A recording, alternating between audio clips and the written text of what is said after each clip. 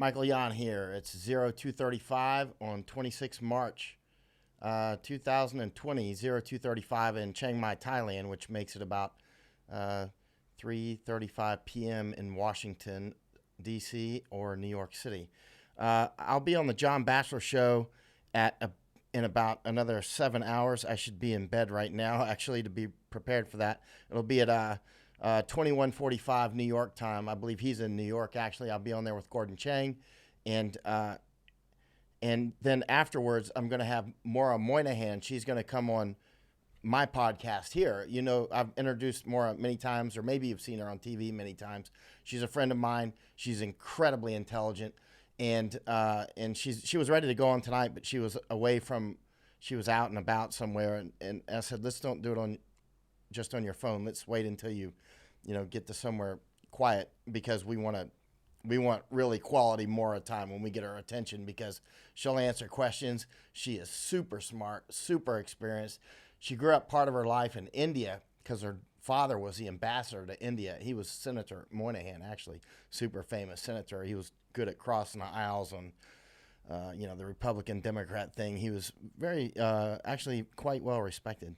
Anyway, so we are like, battle buddies when it comes to destroying CCP.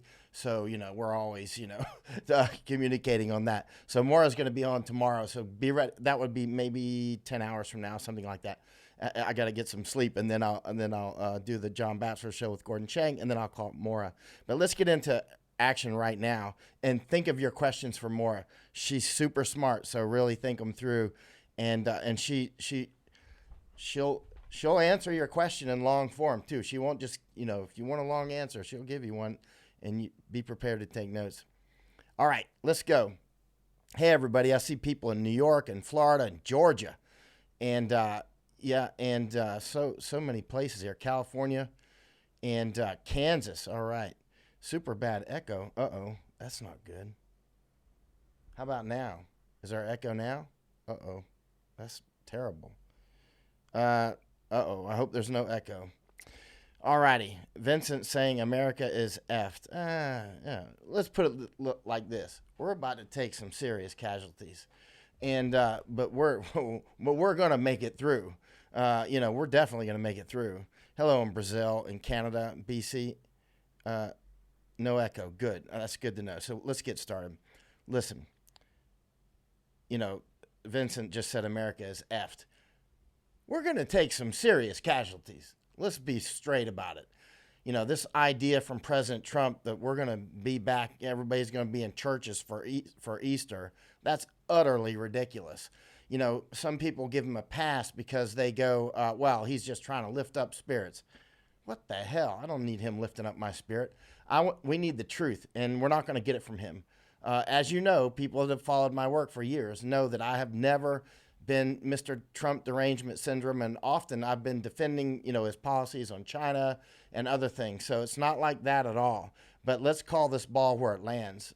Same with Obama and same with Bush before, right? Let's call the ball where it lands. And where the ball lands is Trump has massively screwed this up, and he's lying, and he's setting a terrible example, and so is his Surgeon General Jerome Adams. But we'll get to that. Now keep in mind, people who followed my work for years know that I'm not Mr. Panic person, right? I'm not, and I also won't defend incompetence like General McChrystal and those sorts of things in the Afghan war.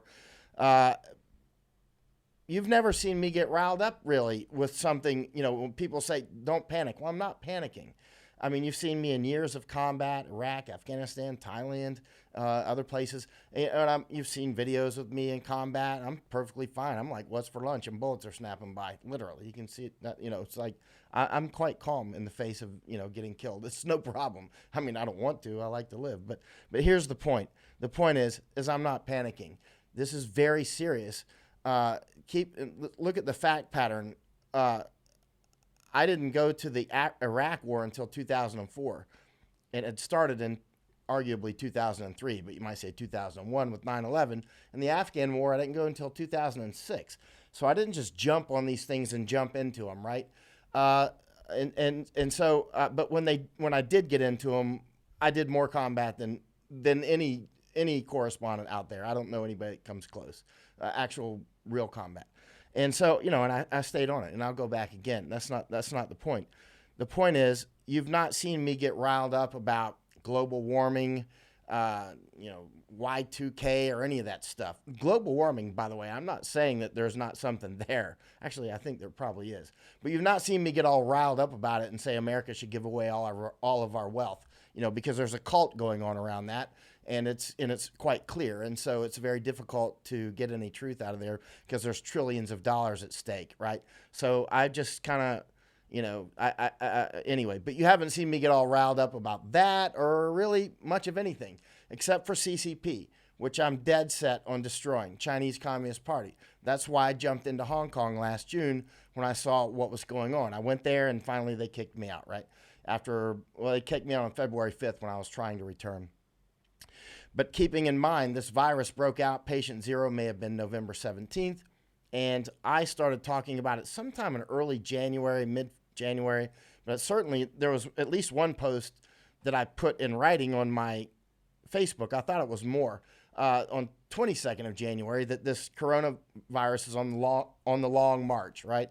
And so I published that earlier. So the point is I was tracking on this earlier, and it's very important because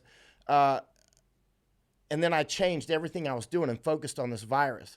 Now, I see all these reports recently that Bill Gates warned about this in 2015. He did. And I think I published that maybe back then. I'm not sure. If I did, it's out there somewhere. Because I thought he was dead on. I know a lot of people don't like Bill Gates, but when it came to the pandemic issues, I think he's dead on.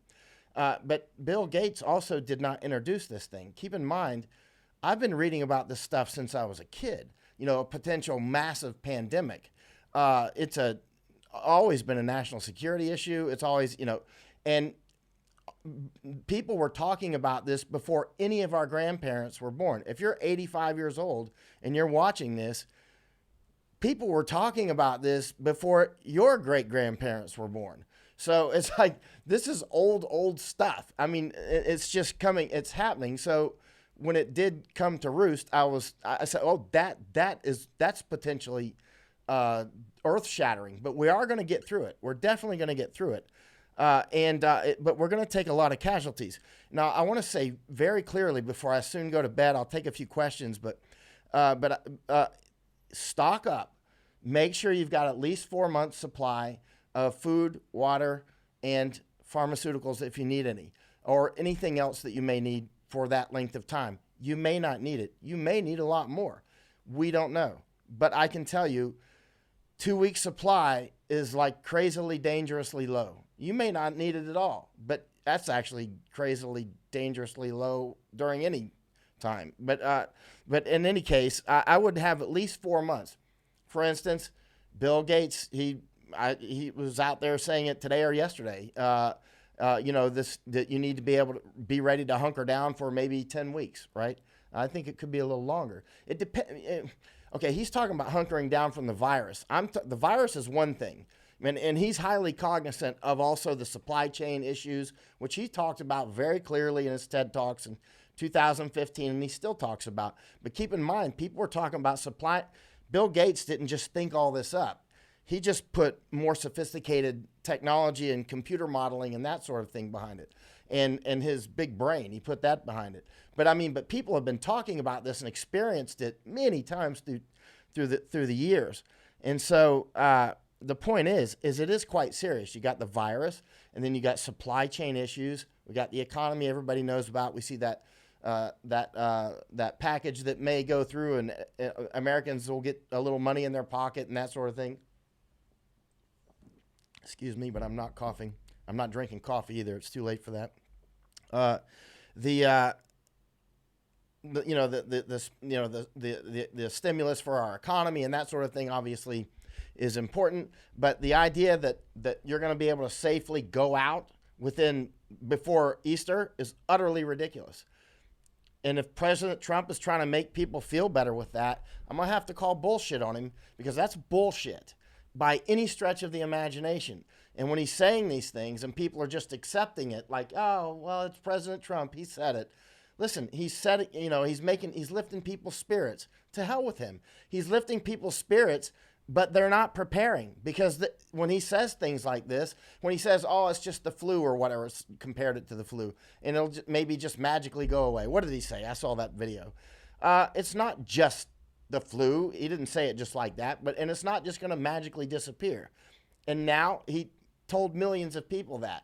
So millions of people are like, well, he said it's okay. And so that millions of people probably have not prepared due to things like that he has said and the modeling that he's done, which are incorrect. If churches are packed with people on Easter Sunday on April 12th, as he's indicated, in the last 24 hours, that's like epic. I mean, that's like epic stupidity that people will be writing about for centuries. It'll be like, and then that president they had at the time, whatever his name was, he told everybody to go to church. That's probably how it'll get translated.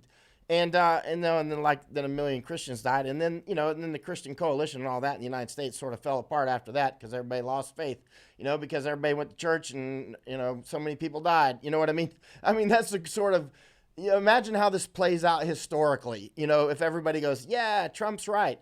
Well, I can tell you one thing, if hundreds of thousands of Christians were to die from that, I don't think they would vote for him come November.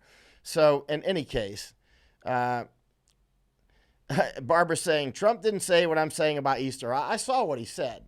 And he didn't say exactly that, but you can easily see it. And he's clearly indicating that he would like to see churches packed by Easter. So, I mean, you can look up and see exactly what he said, and I'm not going to niggle on that stuff. But the bottom line is that was the takeaway. The takeaway was, hey, things could be good to go by Easter, and they're not going to be, period. They're not even going to be close to being good to go. They're not even going to be peaking out, possibly. They might not even be peaked out in New York yet. And even when they peak out, you still got to come down from the peak. And we're just going up right now. I mean, it's going to be, the governor of New York, Cuomo, is now saying, they need possibly 150,000 beds, which is, I think where they start with 90, and he's tried to plus it up to 120, I believe. I'm not sure if my numbers are right. I mean, we're going to make it through, but you have to be cognizant that, first of all, Trump is a gushing well of false information and false hope. And he's setting expectations that if people heed those, they will not be prepared psychologically or physically with enough food and that sort of thing if things go poorly. And as Bill Gates warned in 2015 and continues to warn now, and people have warned since before any of us were born, these sorts of things typically lead to famines. That's why I said in January, we could see famines and wars come out of this. And actually, I think that we will. I don't know if there'll be famines in the United States. I don't know. Probably not. Could be. But depends on if something else comes along with it, like grid goes out, that sort of thing. Well, yeah, then possibly, actually. And so, I mean, the sky's the limit. And so definitely make sure that you continue to stock up. And if you're depending on President Trump for accurate information, well, God bless you.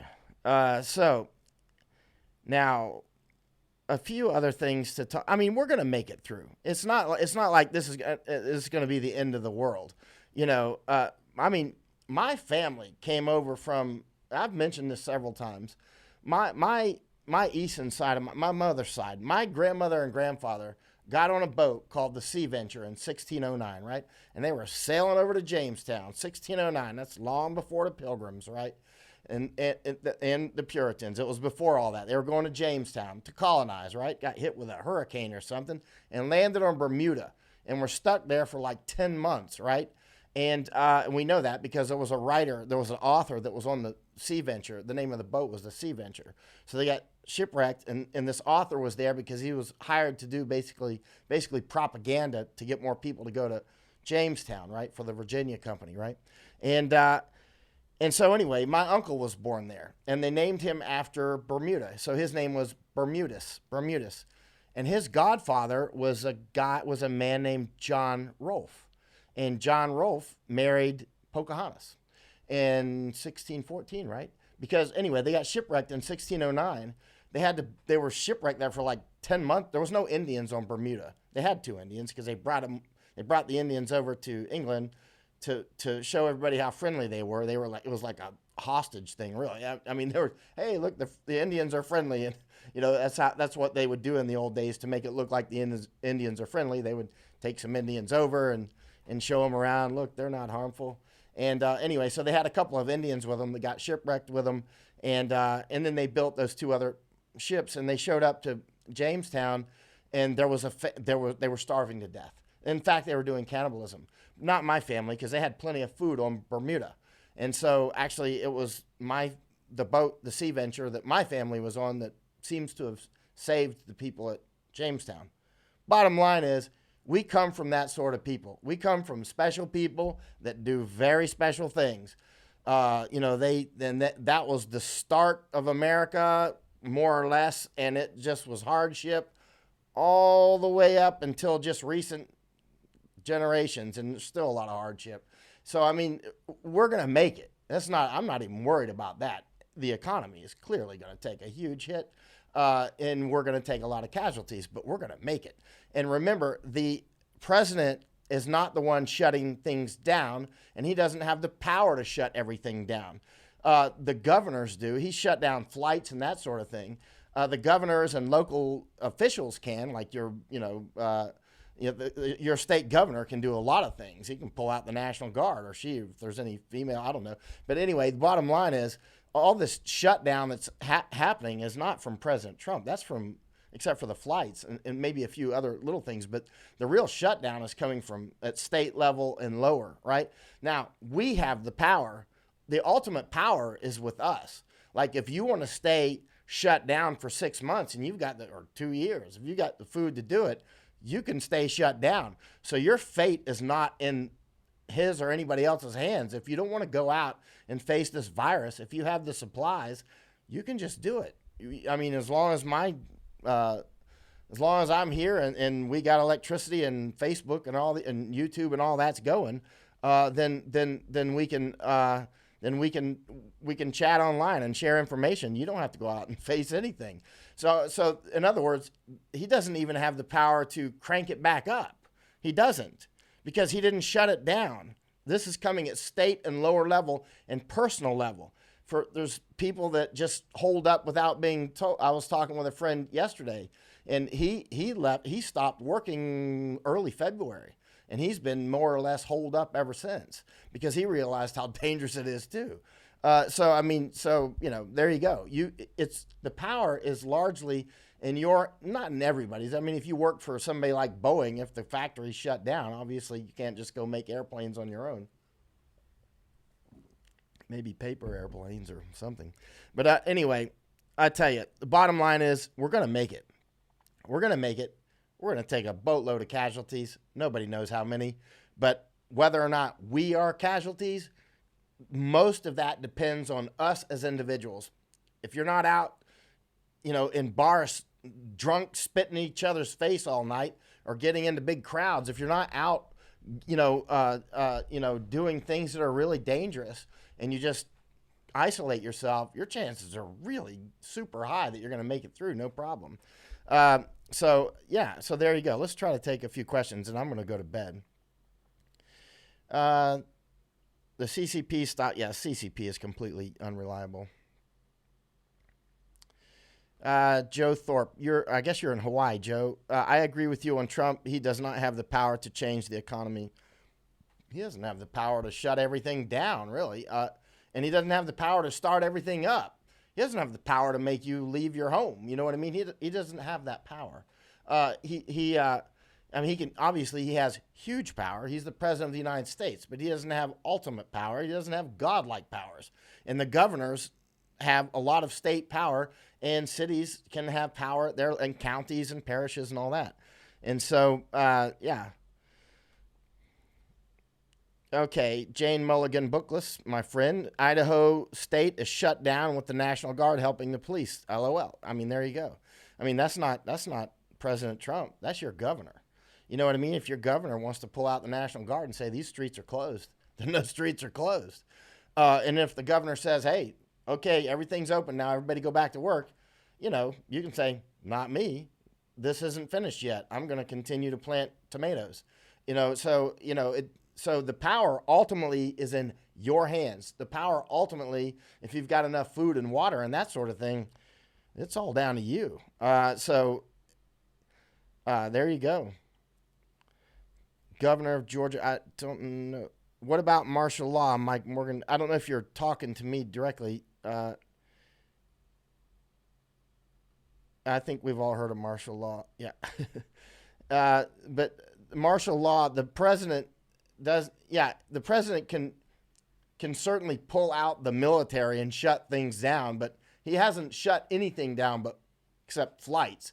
Maybe a few other minor things. All these shutdowns that you see across the country, that's not from President Trump. Name me one thing that he shut down. He didn't even shut down the airlines. He didn't shut them down. He just made them stop flying from parts of China to begin with, and finally China, and then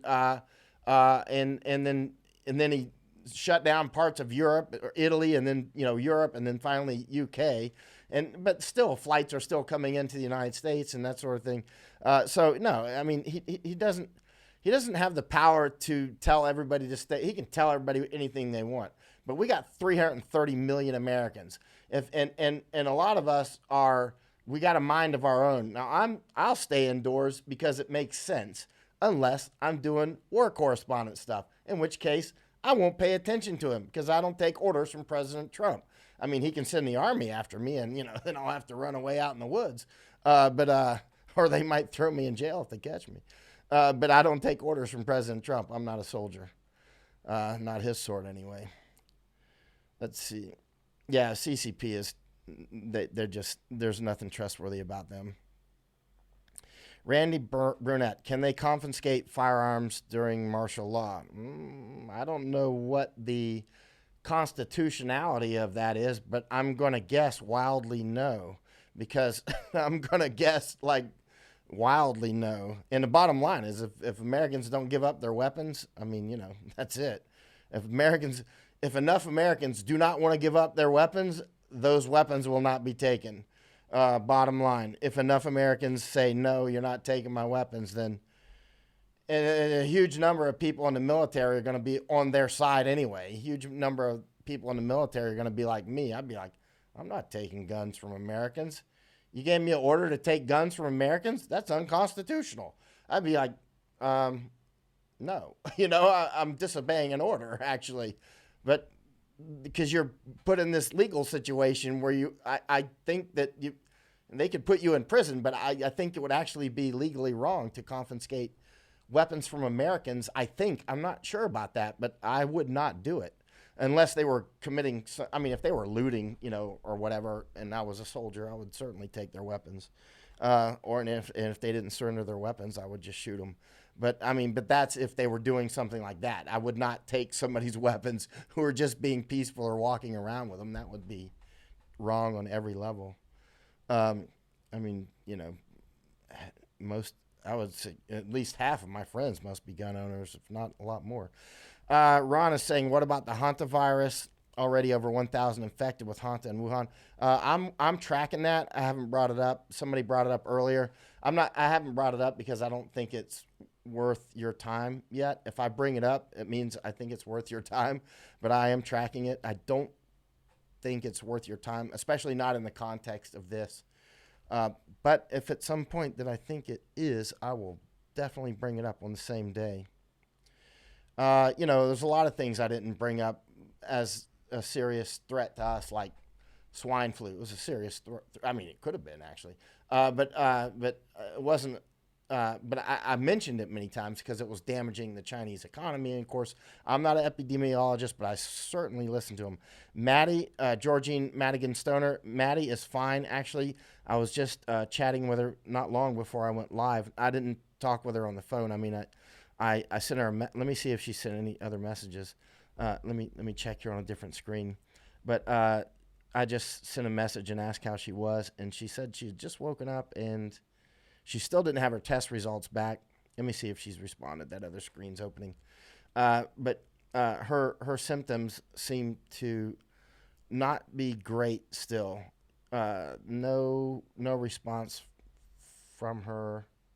from Maddie in about the last, what time is it? Oh, it's been an hour and a half. She says, I'm okay, heavily asleep, because I just sent her a message and asked her if she's okay. I dropped off. I'm sorry. It's because I was looking away from the microphone, I think. Hello in Cincinnati. You're welcome, Ron. But I'll definitely tell you if I see some great threat. Before I bring something like that to your attention, yeah, Jane's right. It's nasty. It's nasty, but it doesn't seem like it's a threat to us at this time. But the moment that I think it's actually a serious threat, I will definitely bring it up. What more can Trump do at this point? Is this comment? I'm an American and have had enough. That's a cool. I like your handle there. I'm an American and I've had enough. That's a great handle. Well, lock down and stop putting out bullshit information that's false. You know, and a lot of people accept it. They're like, well, you know, he's just putting some blue sky out there so people will feel good. I've already said what I think of that. I think that's completely the wrong thing to do. It's setting people up for failure is what it's doing. I mean, I don't even know if that's why he's doing it. I don't know. I can't read his mind. People are trying to read his mind saying he's doing it because of X. And unless you're a mind reader, then you don't know what he's thinking. And I certainly don't. Softail 12 says, golden rule, whoever makes the gold makes the rules. Well, in America, we got guns. So there's a little play in that. There's not and keep that in mind. Ultimately, a lot of us have lost faith in the U.S. government's ability to handle this pandemic. They've fumbled it at every step of the way.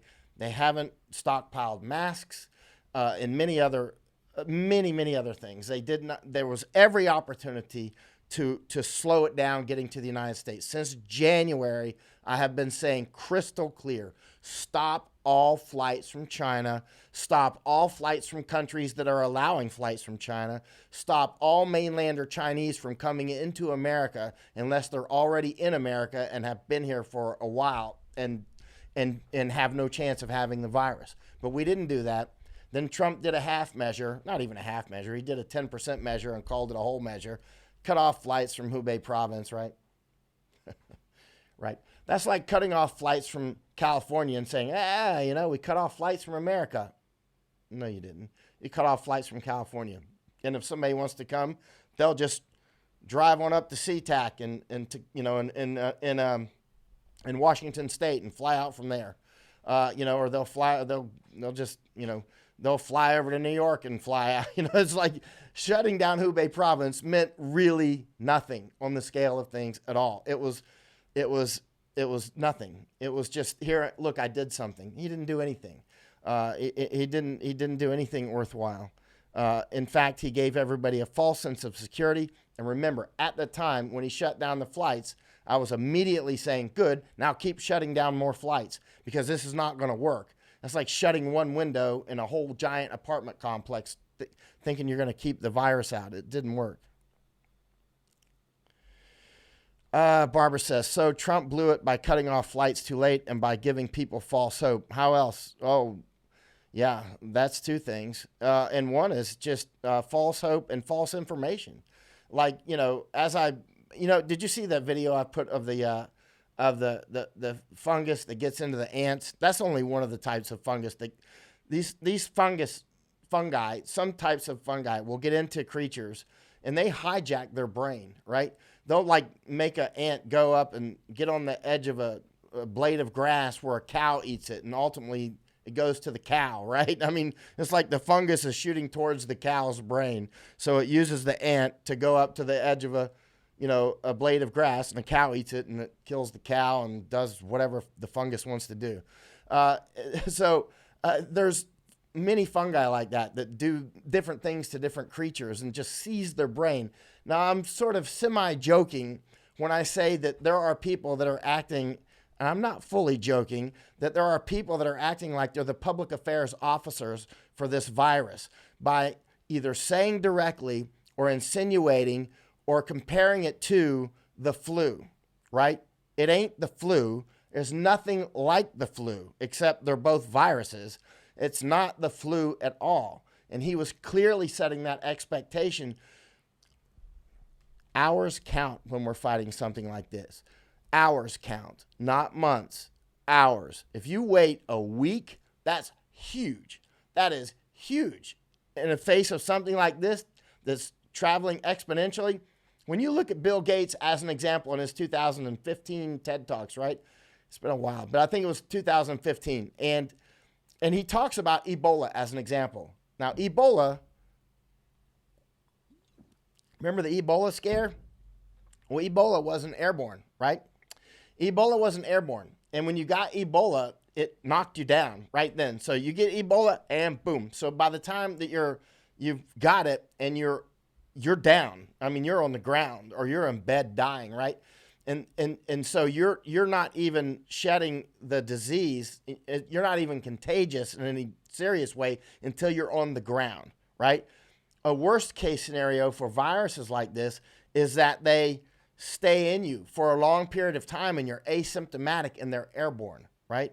That sort of thing. So this perfect storm of things happens when asymptomatic spreaders are out there and it's airborne. Sound familiar? I mean, not just Bill Gates. He was warning about that clearly, but it goes way back beyond that. That's why I've been reading about it since I was a kid. That's why when I saw this happening, I lifted and shifted from the insurgency, which was all I was focusing on, was the Hong Kong insurgency to help overthrow the Chinese Communist Party. So you see how this all wraps in and how I ended up in the middle of all this? And then seeing what this virus was doing, I'm like, snap, this is potentially incredibly serious. And that's why I started saying it in January. He missed the boat. He hesitated in the face of an enemy that doubles in number maybe every 4 to 6 days. Literally, the viral army seems to double in number every 4 to 6 days. And then it doubles again and doubles again and doubles again. It's exponential. Wow. Goes like a rocket to space. So, I mean, now we're at the vertical ascent mode with Italy, Spain, Iran, China saying they got it under control. You believe that? Hong Kong's about to get hit. Thailand is right on the edge of it. I think they're going to declare emergency today. It's already an emergency. There's about 1,000 cases here or so right now. I think maybe more than 100 were detected yesterday, something like that. And other places are going to get hit with this very hard, all over the world. More than 150 countries now. It'll be all of them before it's over. And so, no, President Trump hesitated in the face of an enemy that you simply cannot afford to hesitate in front of. It's too late. In the future, people are going to look back at this. I mean, it's not too late for us to continue to mitigate. I mean, that's what it's down to now. You got President Trump, doing whatever he does.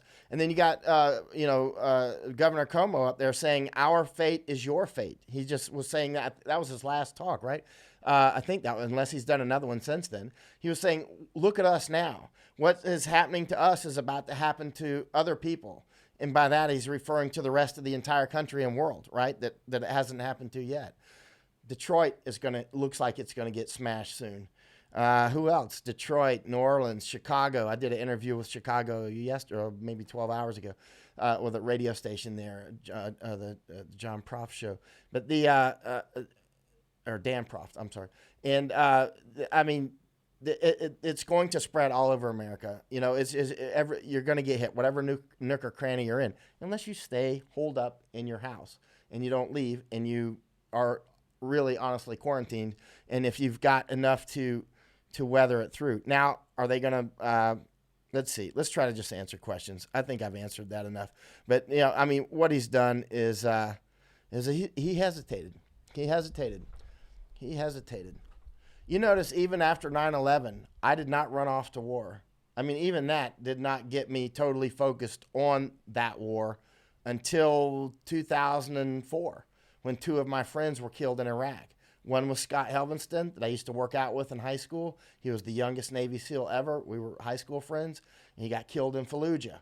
And then within one day of that, one of my old Green Beret friends, we were teammates, Richard Ferguson, was killed, also in Iraq. And then I had other friends in Iraq. One was Rodney Morris. I also used to work out with Rodney. We all went to the same high school together. And then I went to Iraq. But keep in mind, I didn't go until December of 2004. And we invaded on March 23rd or something like that, 2003, right? So I didn't get excited and run off to the war. 2 of my friends got killed. Then I thought we were losing the war, and there was a really serious insurgency going. So I went over there, and I did combat in that war. Like, you won't find somebody that did more combat in that war unless they're like a Delta Force guy or a SEAL or an infantryman or something like that. And there wouldn't be very many of those that did either. So I was getting it on. So when it comes to, when I bring up something like this seriously, it's because I know how serious it is, and you need to be prepared. And if you're listening to President Trump to take cues from him, you're gonna make strategic mistakes that could cost you your life. It is CCP's fault to a point. It's like, the person who starts the forest fire, ultimately it's like, hey, they started the forest fire. CCP clearly covered this up. Clearly. But we knew about it in December. Clearly. We absolutely knew about it in December. No question about it. And continued to let it go. And only in late January, after I was already talking about it publicly, let's see, I think Steve Bannon's first pandemic show was January 25th, right? And I was talking about it before that even, right? I mean, I was it was obvious. I mean, it was obvious that something was serious. There was clearly a forest fire going. There was clearly a viral fire going. It clearly was very serious. And then, from there, day after day went on, week after week. The army that's doubling in size every 4 to 6 days, it doubles, it spreads. Now it's got us outflanked. We no longer have it isolated in China. Still flights coming in. Oh, we cut them off from Hubei province. What the hell difference does that make? It's like cutting off California when you left the rest of all the United States open and the rest of the world. It made no difference whatsoever. It made no difference to cut off Hubei province. Not ultimately. Ultimately, it makes no difference. He hesitated. He hesitated in the face of the enemy. And now the enemy is coast to coast. It was going to get there sooner or later, but had we locked down sooner, we would have had a chance to go, hey, we don't have any masks because our government is incompetent. No problem. Everybody start making masks. We need respirators. We need respirators. Instead, now we got Governor Cuomo out scouting hospitals after they're already taking fatalities. He should have been scouting for hospitals in January. Governor, it should have been scouted out long in advance. They should have been scouted out in 1919. I mean, it's unbelievable that our government is completely unprepared. And Bill Gates just said in the last few days, you know how he is. He's a real calm guy. He's just like, well, too bad they didn't listen, or something like that. He said it in the Bill Gates sort of way, you know what I mean? And here we go. Somebody saying Gates is evil. He will be arrested before April. And I don't know why he would be arrested. And I don't know why people always tell me why he's so evil, but it never sticks with me enough that I can remember why. I understand that a lot of people don't like him, and they didn't like that Apple guy, whatever his name was, Steve Jobs. And so that's just the way it goes. And I don't know what you mean, Barbara. I mean, why do you say that? I don't know what you're referring to. Court Graham is saying, once we're past the disease, what do you see as the proper manner in which to deal with the CCP for what they unleash? First of all, I've been focused on their destruction for a long time, as have it's not been hidden, has it? You see these 3 books I wrote on Chinese information war? That one just came out 3 weeks ago, right? Unfortunately, they're only in Japanese language. That one came out 3 weeks. You can get it on Amazon JP in ebook or on, paperback. And it's funny. People send me articles on Chinese information war every day. I'm like, you have no idea how much of that I've studied. I can teach a university class on it. I mean, I totally get it, and that's why even back in January and February, I was saying, and they will blame this on the United States and Japan for sure. That's just as sure as tomorrow's sunrise. And now they are, of course. So there you go. Let's see here. There's a lot of questions, and I'm not like skipping any. I'm just like diving in. I'm like spearfishing a question. My eyes go to one, and that's the one I'm going to. I can't read them all. They're coming too quickly. Lay Lewis is asking, when was it that CCP wouldn't allow scientists in to monitor? Also, CCP didn't report the outbreak to the WHO, did they? Yeah, they did. They reported it to the World Health Organization. When did they do that? Was it December 13th? I don't remember, but they did. And then the World Health Organization, who's strongly in cahoots with the Chinese information war, just covered up for them and, did what the World Health listen, Tedros, the guy that runs the World Health Organization, he's a Maoist. He's a straight up Maoist. You know what a Maoist, Maoism is what created this communism thing that we have in China today. He's one of their boys. He's a Xi boy. He's straight up the enemy. Tedros at the World Health Organization, he is our enemy. Straight up. Not an opponent. He's an enemy of the United States and free people everywhere. Oh, the Chinese information war is vast, Yoshi. It is vast.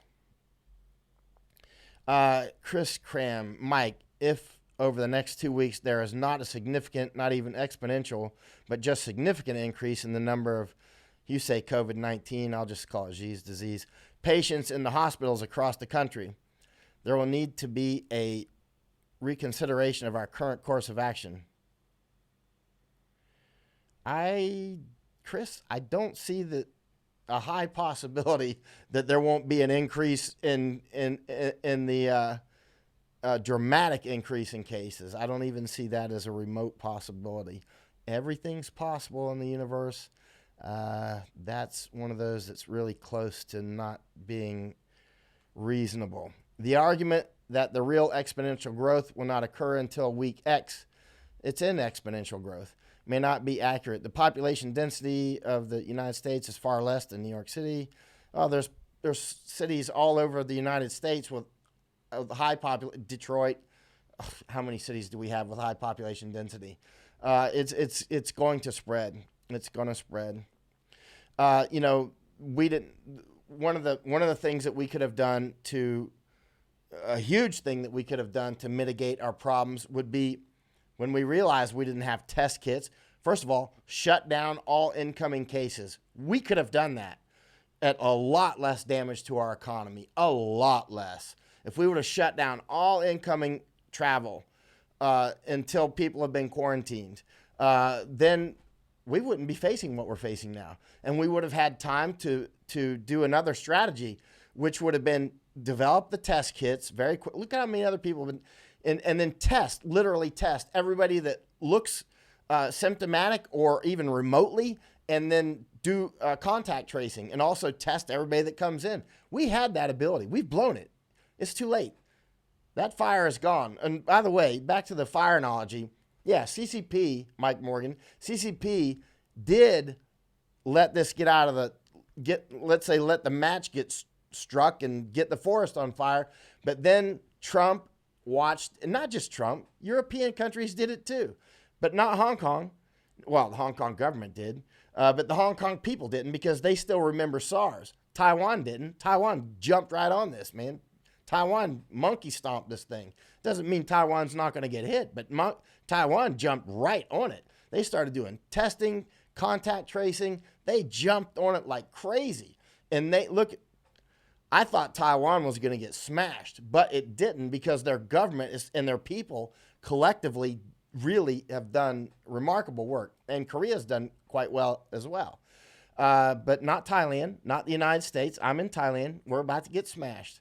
And so, no. So, yeah, China clearly let the fire get started and rolling, but we had a lot of time to react to it. We could have shut everything down, start making masks. Where's our mask? Start making enough PPE for everybody. Start making respirators. We could have started making everything else that the doctors tell us that they need. We could have, the test kits so that CDC and medical people around the country could test everybody they want to test. We could have shut it down. We could have shut this bad boy down so that the effect on the United States was absolutely minimal. But we didn't. I mean, we could have shut it down to the point where it would just be, oh, there's just a case over there now. Oh, there's another case over here, but they're in the hospital now. They're good to go. So it could have been that way. But we blew it. And now I'm going to tell you who blew it. President Trump blew it. It doesn't mean that Dementia Joe or whatever's going wrong with his brain would have done any better. He'd probably think that it was the flu and he's running for Senate or something. Or the communist Bernie Sanders. I'm not saying that. I'm not saying that by saying that Trump blew it, that they would have done any better. I mean, look at the European countries uniformly have done terrible with this. And so there you go. I think it was a case of collective stupidity. But in the face of people like Bill Gates, who some people hate for whatever reasons that are still kind of unclear to me, and there you go. And it's going to ravage our economy. There's no way out of it. And it's going to kill a huge number of Americans. There's no way out of it. I don't know what that number is going to be. And eventually we will survive it, as we do all the time with other terrible things. And we will move on, and there will be history books written about how incredibly incompetently this was handled. And there will be movies and videotapes of people making statements like, expect the Easter or this thing will be getting better and all that sort of stuff. And it will not.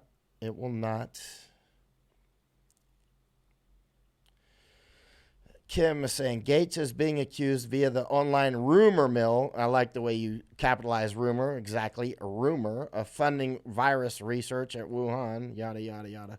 All accusations about the vaccine patent. It's unclear and unverified. It's just crazy talk. And unless somebody's got real evidence, they should just shut their mouth because they sound ridiculous. I mean, it's just, it just sounds ridiculous. Unless you've got evidence, you really sound crazy when you keep just throwing stuff out like, this, that, or the other. Yeah, notice in the United States, we had a government, including our Surgeon General, of all people in the world, who shattered his credibility by telling Americans not to wear masks. Absolutely shattered it. Shattered it, irrevocably shattered it. He might as well have taken a mirror and shattered it piece by piece with a ball-peen hammer. That thing will never be put back together again. And if he does, it'll look like stained glass.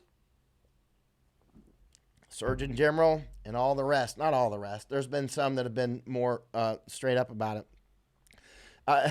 But certainly others have not. You and Kip Moon. Robert, you can check Michael's earlier live streams. He was calling for flights to stop weeks ago.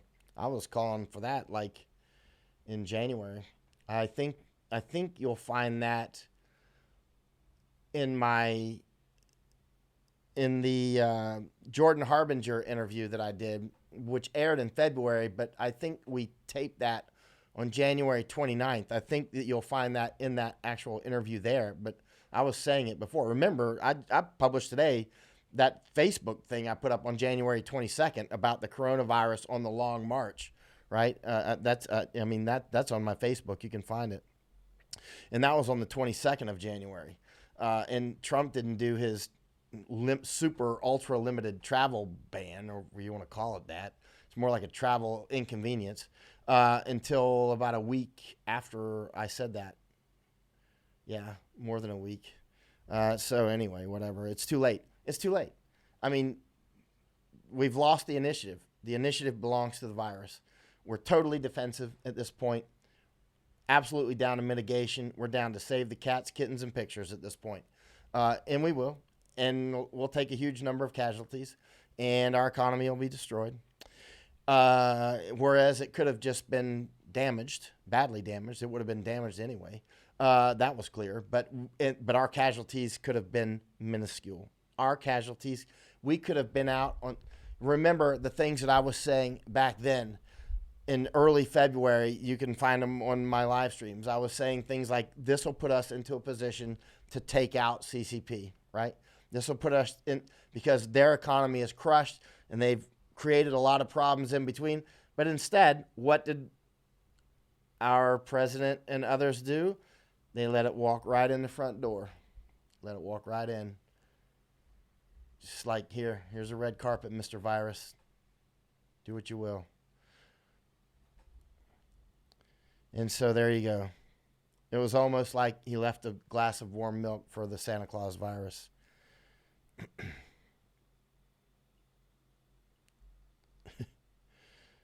Let's see.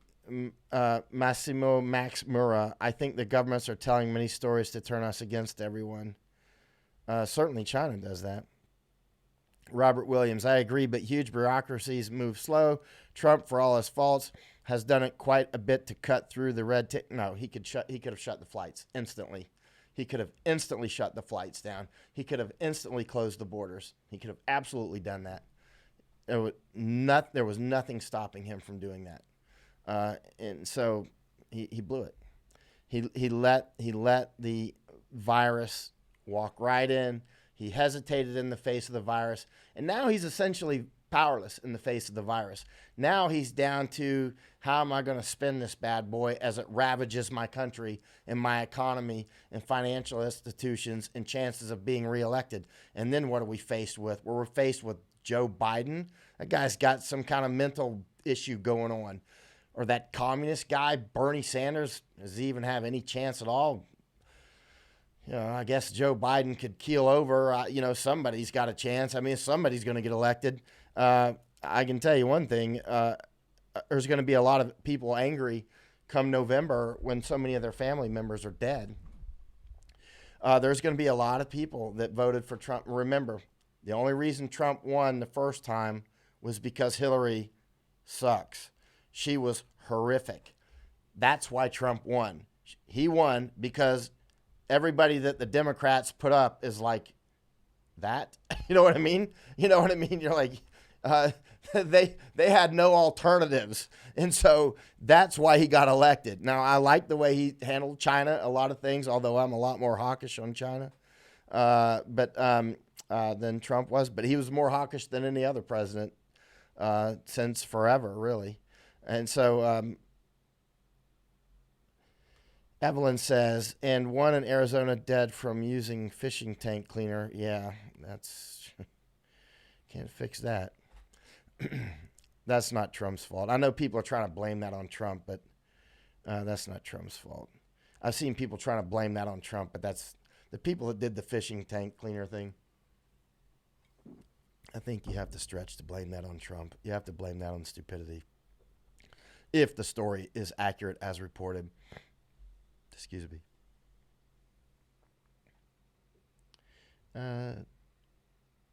Michael Waller. How did 4 million Taiwanese flee China during the outbreak?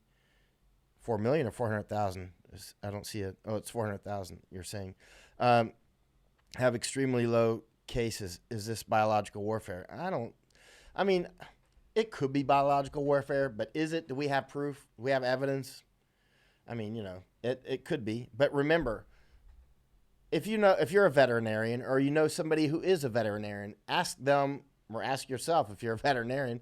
When you went to veterinarian school, were you warned that the animal markets especially in China, actually, are a threat to basically the world because they are breeding grounds for diseases like this? experts have known this and been saying it for years. I've known stuff like this for years, and I'm not a virologist. I'm not an epidemiologist. I'm not a biological warfare expert, but I knew this stuff just from, being, trying to be aware of the major threats to our country and our world. I was aware of it. That's why I jumped right on it in January. I didn't jump on this flat-footed. I mean, to jump on it at the front edge like I did, you already had to have a lot in your head. I'm not a virologist or an epidemiologist, but I had I was armed with a sufficient amount of knowledge to realize that we got an enemy in the wire. And if we don't do something right now, that enemy will be inside the wire in the command post. And he is. That's right. Hey, Iris. And that's right. But then we let it in. Yeah, like Alexa says, Trump is overstepping and he's talking too much because we don't have tests. And by the way, I'm not even feeding this out to these other feeds that I used to feed it out to just a couple days ago, because every time I say even the slightest thing that Trump delayed or whatever, they freak out and they start making threats and stuff. I was like, you know what? Have a nice day. If you can't handle it, then you'll you'll have to come over to my site if you want to see the information for free, because I'm not going to be, because one of the or several of the pages that I was live streaming to, the owners are friends with the Trumps. So I'm just like, listen, I'm not your dog. I'm not your man. I am an American first, and I have no loyalty to President Trump or any president. I have loyalty to the United States, to my family and friends, and humanity, but not to any particular president. No matter who comes next, either it won't be this. You know who I'm starting to think would be a good president, though, would be one of my senators, Marco Rubio. He might be a good president. I've been thinking about that a lot. Some people don't like him, but I see good judgment in Marco Rubio, and he hates China. I'm not saying he hates China, but he's very, he's a super hawk on China, which to me, the China CCP was the biggest threat to the United States, clearly, until this virus came. And now it's this virus and then CCP, right? We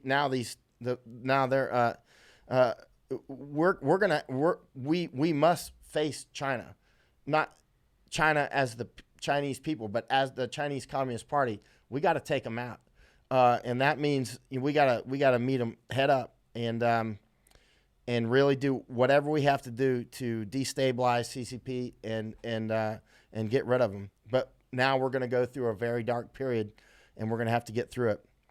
And we will get through it. Let's see. Hey, Jay Mitchell, I'm trying to see any. I see a lot of statements, but I'm not seeing any questions for me. So